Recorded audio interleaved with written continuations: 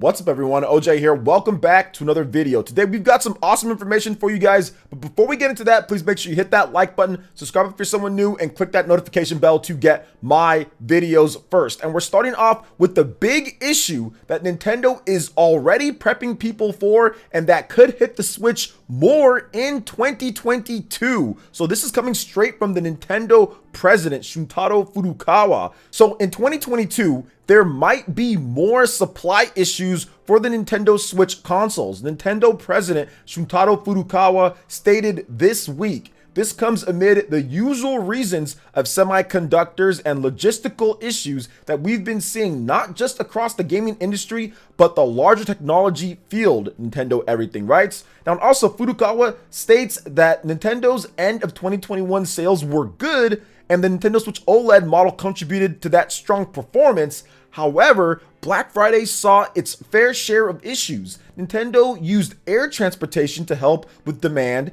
and in Europe, the company used rail transportation for the first time. Now, for those that are wondering, oh, wait a minute, why don't they always do that? Well, not necessarily. That type of transportation is far more expensive to do that, so therefore you make less profit, you make less money when you ship them out those ways than the normal way of just shipping out by boat or whatever the case is. So yeah, therefore they're spending way more on that. Otherwise, they wouldn't have been able to get them manufactured and shipped out to the stores in time at a fast enough rate, considering all the different semiconductor shortages and issues that they are having from logistical and also from the actual production standpoint. So Furukawa did add that after Black Friday, Nintendo didn't have enough Switch supply for the demand. As far as 2022 is concerned, he stated that, quote, "It will depend on demand, but as I feared, we won't be able to make the amount of units we wanted to." Now, at the start of November, Nintendo did lower its sales forecast for the Nintendo Switch due to supply issues.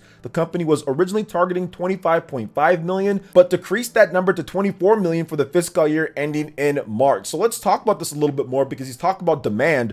Well, demand I think is still going to be really good, because guess what's coming out after the holidays? Yeah, Pokemon Legends Arceus. So that's going to have a lot of demand and new people trying to get into that game and wanting a Nintendo Switch OLED or a Switch Lite or whatever the case is. So yeah, there's still going to be plenty of demand. Will it be the same type of demand for the holiday season? Not always, right? You don't sell as much in the early parts of the year as you do at the end. So they still could have some issues here and there. But I think that Nintendo's starting out the first half of the year very strong. January has that game. There's also Triangle Strategy as well in March. In spring, we do have the new Kirby game that's coming out. So there are quite a number of games and also stuff that we don't know about. There's obviously going to be a Nintendo Direct in the first quarter of the year, so we're going to talk about that as well. So I think Nintendo's going to have their work cut out for them when it comes to supplying the Nintendo Switch, and it is going to be an issue going forward. We see what's happening with Microsoft and also with Sony with the PlayStation 5 and the Xbox Series. I mean, it's pretty bad for Sony, to the point to where they can't even get sometimes more than a few thousand units to Japan. I mean, heck,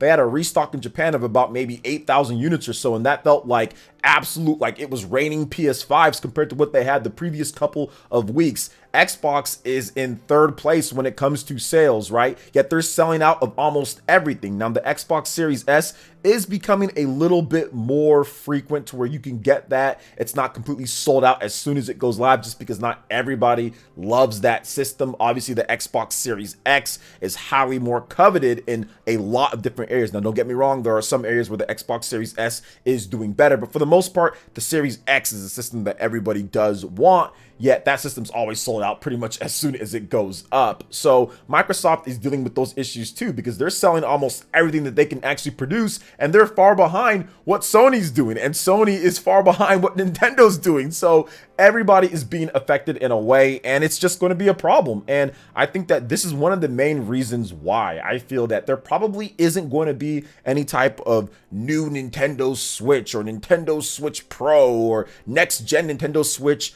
within this year. Some people felt that there's going to be something this year. Why? It's going to launch right smack dab in the middle of a semiconductor shortage, of a chip shortage, of issues. You're not going to have enough of these things. People are not going to be able to buy it. So that might have been the reason why, or one of the reasons why Nintendo didn't do it. But at the same time, the fact that the Switch is doing as well as it is, even with the issues that they're having, I mean, they don't really need to do anything crazy right now. Just get that next system ready to go and wait until there's actually enough chips to go around, because right now it's just brutal. The fact that they have to lower their forecast by well over 1 million units, that when you go to stores, sometimes you still can't see a Switch, right? Switch still isn't stocked in a lot of stores. I mean, you can find it, but sometimes it's just not there. And Switch OLEDs go pretty quickly as well, which is crazy for a system that people felt that nobody wanted, right? With the Nintendo Switch OLED. So interesting stuff there. But yeah, the chip shortage is brutal for everyone involved. So what do you guys think about this when it comes to this grave issue, the warnings and the issues that could come about when it comes to 2022 for the Nintendo Switch? Let me know your thoughts in the comment section below. All right, and moving on to the next topic here, guys, we're going to discuss something that is definitely sad. And while it's not completely related to video games, it kind of is at the same point, because this person actually inspired me to do a lot of stuff that I even do right now. And yeah, that is the legend, John Madden, legendary football coach, broadcaster. I mean, this guy was incredible, and he has passed away at the age of 85. And I did want to just talk about this and some of my memories, because John Madden football, right? That is something that maybe you guys don't play a lot. I know that my audience, Nintendo fans necessarily don't play John Madden a lot, but that's something that I played a lot back in the day, man. I used to play John Madden football with my brother all the time. I used to play John Madden football, and it was like the pinnacle. It was like the best of the best. And the interesting thing about John Madden football, it actually had a segment when it came to some of the stuff out there. I've seen documentaries and stuff that people did on John Madden football and how he was so involved in wanting it to play, look, and feel like real football. And I think that as a gamer myself who played nerdy games and stuff like that, seeing something like John Madden come up, I'd always played football games, and I played games from like the 80s and stuff like that, and those games weren't very good. There was Tecmo Bowl, which was awesome, and there were some other games, but a lot of the games weren't very good. But when John Madden football came into the mix here, when he brought his video game to the industry, it was like a revolution. I think a lot of gamers out there, even if you don't like football, have at least tried out John Madden, or you know of John Madden. So I think that his name is once again going to live on with the John Madden football games. You know, he was 85. Like I said, I don't really talk about stuff like this too much on the channel, but I felt that it was necessary to kind of give the, I would say, nod to John Madden and his life and what he did, and then also to the football video game that kind of made me a little bit who I am. Obviously, there's lots of other stuff, right? There's Nintendo games.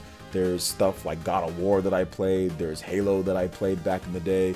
There was Sega Genesis. There was Sonic. I played so much different stuff, but I'd be lying to sit here and say that John Madden didn't have effect on my gaming life and how I feel and everything, because those were some of the best years of my life, was playing John Madden football, was playing against my friends, playing against my brother. And even still to this point, while John Madden football might not be what it is or what it was at this point, you know, it's still a very integral part of the video game industry, and his life and what he did is still a very much big part of what the video game industry is, you know, with John Madden football. So once again, rip to John Madden, the legend, 85 years old. This man did everything in his life, man. Was a great coach, was an even better broadcaster, was a good player. This man did it all, saw it all, was in the video game industry, everything, right? Everything that you could think that you'd want to do, that you would live all these years, going from when there was no video games, you know, when he was younger and everything, all the way to trying to understand video games and saying, okay, this is what it is, this is how football should be, you know, and getting that out there, then having this long lasting legacy that he does have with the John Madden football games. So rip to the family. And John Madden was once again a absolute legend in the industry. Heck, even in gaming, man, so many people see him as such a big figure. So shout outs to John Madden once again. So what are your thoughts? What are your favorite thoughts of playing John Madden football? What are your favorite thoughts on John Madden the legend as a broadcaster? Whatever the case is, let me know in the comment section below. All right, and moving on to the next topic here, guys. It looks like we have some big leaks for some major games coming out in 2022 when it comes to the PlayStation, Nintendo Switch, and also Xbox, multi-platform when it comes to Switch and also the Xbox. So let's talk about this. So God of War Ragnarok and Sonic Frontiers, those dates could possibly be leaked based off of the PlayStation database. So the release dates for God of War Ragnarok and Sonic Frontiers might have possibly been leaked. VG Charts writes the PlayStation database has a release of September 30th, 2022 for God of War Ragnarok and November 15th, 2022 for Sonic Frontiers. It is possible the release dates are just placeholders though. The confirmed PS5 and PS4 first-party lineup for 2022 also includes Horizon Forbidden West on February 18th and Gran Turismo 7 on March 4th. And of course, you guys can see it here. PlayStation Game Size has the Twitter account to talk about this, according to the leak on there. And I would think that God of War is a game, especially with the new God of War, that absolutely seems like a game that would not come out in the height of the holiday season. The original new God of War, not the God of War originally, but the new 2018 God of War came out in the first half of the year. Now this would be the second half, but it would be early in the second half of the year and would not be a holiday game. So I think that God of War is very comfortable in that spot. I think the September, I would say, release is very good because there's a lot of big games coming out at the beginning of the year. I don't think Sony's going to put Horizon Forbidden West and God of War within like a month or a couple months of each other, because Horizon Forbidden West is early 2022. So I think they're going to space that out and give God of War its own kind of segment, but it doesn't want to go too late because it could run into some of the other big multiplayer games or the Call of Duties or whatever else that comes out at the end of the year. So I do feel that Sony is probably going to have it right around that spot when it comes to it. I wouldn't even be surprised if it's in the same Ratchet and Clank summer type of spot as well, but we'll see where Gran Turismo kind of lines up. Somebody might want to put that game out there at the end of the year, kind of have a three-pronged attack with Gran Turismo, with God of War in the middle, Gran Turismo at the end, God of War in the middle-ish, and then Horizon at the beginning of the year. I think that's more than enough for most of the PS5 users out there, as there's going to be a lot of third-party support with games like Elden Ring and more coming over to the platform as well. So I think that that makes sense for God of War Ragnarok. It's not confirmed, it's not 100%, it could be a placeholder, but for right now it does seem like God of War might be right around that time. Now next up is Sonic Frontiers. I think that this game for a November release does also, once again, makes sense. Now, Sonic Forces, which came out back in 2017, that launched in November as well. The actual release date was November 7th for that game. So they are used to launching Sonic games, or they have launched a recent Sonic game late in the year in November. I know that Sega likes to launch their Sonic games at that time. So could we see that game come out in November? Absolutely. I think that that's definitely a possibility. And hopefully they take their time with that one. We know that God of War Ragnarok is going to be an excellent game based off of what God of War was, that 2018 game. Now, not everybody's cup of tea, but a lot of people's cup of tea when it comes down to it. That God of War game sold extremely well. People love it. Obviously, Sony did a great job with the game. I think it has a great story. There's a lot of things to like about that game. So we know that's going to be solid. From what we've seen so far of God of War Ragnarok, the gameplay looks like it's intact. The graphics look spectacular, just like the first game, but even better now with the power of the PS5. We know that game is solid. But Sonic Frontiers is a game that is unknown. It is unknown because they are trying a new theme. They're trying something different. They're going with, oh, here we go, right? Breath of the Wild, right? They're going with that type of open-ended gameplay style. They're doing something very different from what we've seen from a Sonic game before. So Sonic running around in a big open-ended area, that's something that I guess it's kind of been done, but not to the scale that they're trying to do it here. So we're going to have to wait and see exactly how good Sonic Frontiers is or what they do with it. It looks like there's going to be like Colossus boss battles and stuff like that. So it's very, we'll have to wait and see, because Sonic is one of those franchises that you get excited about it. It looks great. The concept seems cool. Everything looks like it's going to be good. And then the game comes out and it ends up just lacking here, there. Like, I don't remember the last time that I've played a Sonic 3D adventure game or a Sonic 3D game and I've been blown away by the game. I don't even remember the last time. I think maybe Sonic Adventure 2, but I went back and played that game, and that game I don't think was that great. I know there's people that love Sonic Adventure 2, love Sonic Adventure 1, and I know that people do love those games, but it's been a long time, right? I guess you can say Generations, but that had also 2D parts in it and stuff as well. So it's been a while since we've played a new age Sonic game with a very different concept from what we've seen from previous Sonic games, and it's done extremely well, or that it's played extremely well, right? In my opinion, at least. So it's going to be very interesting to see how this Sonic Frontiers game does work out. And if it comes out in November, I wouldn't be surprised at all. So 2 big games potentially leaking from the PlayStation database. So what do you guys think about this? Are you guys excited for Sonic Frontiers? Are you excited for God of War Ragnarok? How do you feel about these games so far? When do you feel the next info drops for these games will be?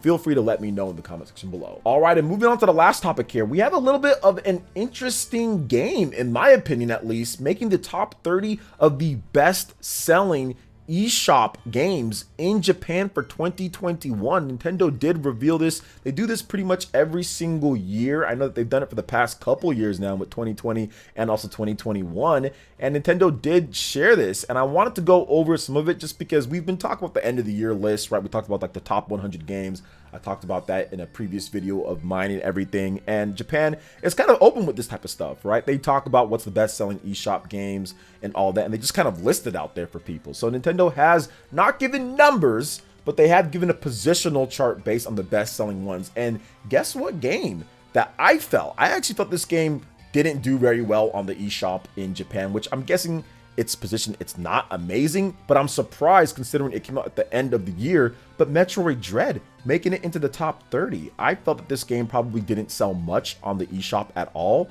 but the fact that it was in the top 30 and it came out at the end of the year kind of shows that it actually put up some decent or okay numbers, or at least more than I thought that it put up on the eShop, or it wouldn't have been on this chart at all, considering all of these games, you know, have been available for a lot of the year. A lot of these games either came out at the beginning of the year or have already been out for multiple years on the Nintendo Switch, or they're kind of like the legacy type of titles, evergreen type of titles. So let's go over this top 30 games. Going from 30 to 20, you have Miitopia, Undertale, Metroid Dread at 28, Super Mario Party, Game Builder Garage, Pokemon Sword, Dragon Quest III, The Seeds of Salvation, Dragon Quest XI-S, The Legend of Zelda Skyward Sword HD, Story of Seasons, Pioneers of Olive Town, and Fitness Boxing 2 Rhythm and Exercise. Going from 19 to 9, together, the Battle Cats, Monster Hunter Stories 2 Wings of Ruin, very good to see that game, love it. Splatoon 2 still selling after all these years. New Pokemon Snap, Overcooked 2, The Legend of Zelda Breath of the Wild, Animal Crossing New Horizons, Mario Party Superstars, Clubhouse Games 51 Worldwide Classics, Super Smash Bros. Ultimate, and Minecraft in at number 9. Now the final 8 games is Mario Kart 8 Deluxe, Super Mario 3D World plus Bowser's Fury, Human Fall Flat, Pokemon Shining Pearl, Momotaro at number 4, Pokemon Brilliant Diamond at number 3, Among Us at number 2, and Monster Hunter Rise at number 1. Now these are all of the best-selling eShop games for 2021, and it's great to see a big third-party game like Monster Hunter Rise at the top of the list. Now Monster Hunter Rise is the biggest game on this list in Japan that launched at the earliest possible point outside of Super Mario 3D World plus Bowser's Fury in terms of new 2021 games, not games that have been out in previous years. But it's great to see Monster Hunter Rise, a game like that, a third-party game, be that high up, and people continue to buy the game on the eShop, because that's not just current sales. I mean, that's sales dating all the way to back in March when the game came out. And I think that one of the best things about Monster Hunter Rise, in my opinion at least, is that they've started embracing the worldwide figures, worldwide marketing, worldwide launches. I think it just helps drive the sales in every single region when you do that, instead of segmenting it up and breaking it up and addressing one region then the other region and all that. Like, that stuff to me is not the modern way of doing it. The way that you're going to do it, if you have a Japanese IP, is to make sure that you get it out, and you get it out everywhere, and that you try to push it no matter what. And that's all throughout the year, having that type of marketing for it. And Monster Hunter Rise definitely did that. So it's good to see the game, one of the best sellers physical on the Nintendo Switch, best selling third-party game by far, well, at least major third-party game outside of like Minecraft and stuff like that. Best selling third-party game in Japan by far, and then also best selling eShop game as well for 2021. And of course, Metroid Dread, obviously not at the top of the list there, but Metroid is not a big seller in Japan. It's never been a big seller in Japan. But the big thing with this here is that the game is actually in the top 30 best-selling eShop games despite it coming out in October, so towards the end of the year, but it still made the top 30 for eShop sales. So definitely a positive thing as we hope the game gets to that 3 million range, because these sales that are coming for Metroid Dread are better than Metroid Prime, which is the previous best-selling Metroid game at about 2.8, 2.9 million for the GameCube. So everything that Metroid Dread does better than the previous best-selling game, which would be Metroid Prime, which we know that the game is selling better in Japan than Metroid Prime sold, adds on to what it can sell overall and crossing that 3 million mark. So I'm still hoping it gets there. We gotta wait for more numbers to come out, but I think that right now it's looking pretty good when it comes to Metroid Dread, doing a lot better than the previous Metroid games. And that's the biggest and most important thing to kind of note out of all of this, that it's doing better and it needs to continue doing better. So very good stuff from Samus, Metroid, and the other games as well. Legend of Zelda Skyward Sword, obviously have a bunch of great titles on here. So what are your thoughts when it comes to everything that we discussed here? Let me know in the comment section below. All right, guys, that wraps it up for this video here. Thank you so much for watching. I do appreciate it. Please make sure you hit that like button, subscribe if you're someone new, click that notification bell, and we will see you for the next video. Peace.